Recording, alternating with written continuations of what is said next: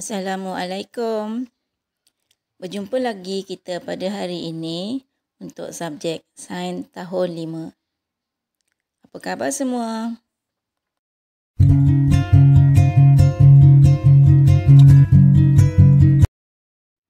Baiklah murid-murid, tajuk kita pada hari ini ialah Sistem Peredaran Darah Manusia. Laluan peredaran darah manusia, apakah kepentingan sistem peredaran darah manusia dan juga berkaitan antara sistem di dalam tubuh manusia. Kalau murid-murid masih ingat lagi, minggu lepas kita dah belajar tentang sistem rangka manusia, kedudukan dan fungsi sendi. Hari ini kita sambung tentang sistem peredaran darah pula. Ada 4 bahagian utama dalam sistem peredaran darah manusia. Yang pertama, jantung. Jantung ialah organ yang mengepam darah ke peparu dan ke seluruh bahagian tubuh.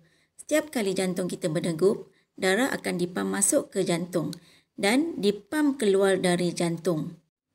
Jantung kita ada 2 bahagian, iaitu bahagian kiri dan bahagian kanan. Bahagian kedua ialah peparu. Jadi apa fungsi peparu? Peparu adalah organ yang menjadi tempat pertukaran antara gas oksigen dan gas karbon dioksida. Bahagian ketiga ialah salur darah. Fungsinya sebagai tiub laluan yang mengangkut darah ke seluruh tubuh. Dan bahagian keempat ialah darah. Darah akan mengalir melalui rangkaian salur darah ke seluruh bahagian tubuh badan. Darah inilah yang mengangkut oksigen, nutrien, air dan juga bahan kumuh. Apa dia bahan kumuh yang diangkut oleh darah? Bahan kumuhnya ialah karbon dioksida yang disingkirkan di peparu semasa proses pernafasan.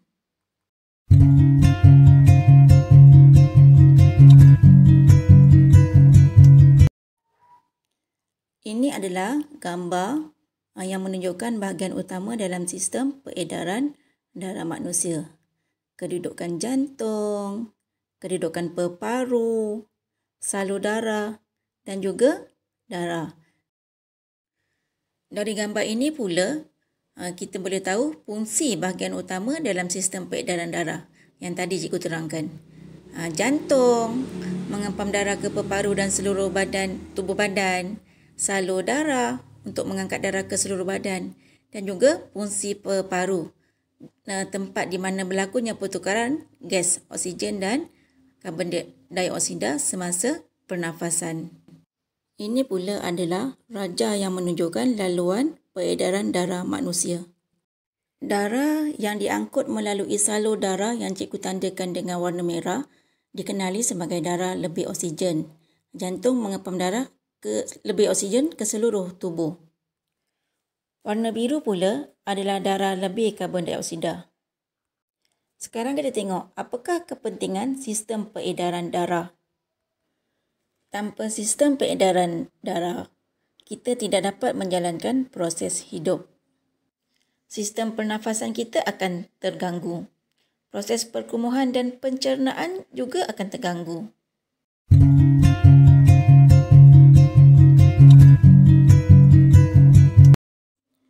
Tubuh badan manusia terdiri daripada beberapa sistem dan setiap sistem itu menjalankan fungsi yang berbeza.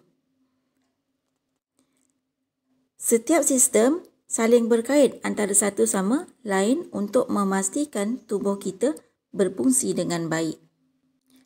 Kita ada sistem rangka yang kita dah belajar minggu lepas, sistem pernafasan dan juga sistem pencernaan.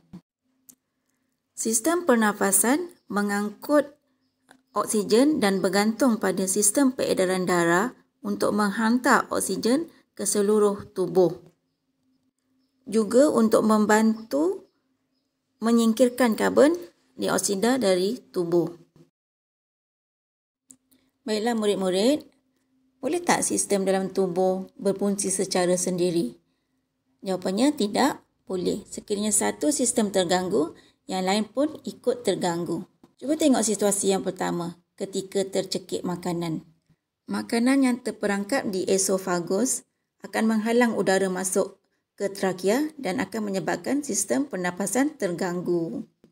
Lihat pula situasi 2 ketika tulang patah. Tulang yang patah juga menjejaskan beberapa sistem di dalam tubuh manusia. Tulang tangan yang patah menjejaskan sistem rangka. Tangan akan membengkak kerana peredaran darah dalam sistem peredaran darah turut terganggu. Baiklah murid-murid, sekarang kita tengok apakah kesan sekiranya kita tidak menjaga sistem dalam tubuh. Salur darah akan tersumpat akibat kolesterol berlebihan, kerap batuk, sesak nafas, kerap sembelit dan tulang boleh patah. Macam mana cara kita nak jaga sistem dalam tubuh? Kita boleh mengambil makanan yang banyak kalsium, memakai alat pelindung untuk sistem rangka. Kurangkan makanan berlemak, manis untuk sistem peredaran darah. Jangan merokok untuk sistem pernafasan. Makan banyak sayur-sayuran, buah-buahan dan minum air yang cukup untuk sistem pencernaan. Baiklah murid-murid, sampai di sini dulu pelajaran kita pada hari ini.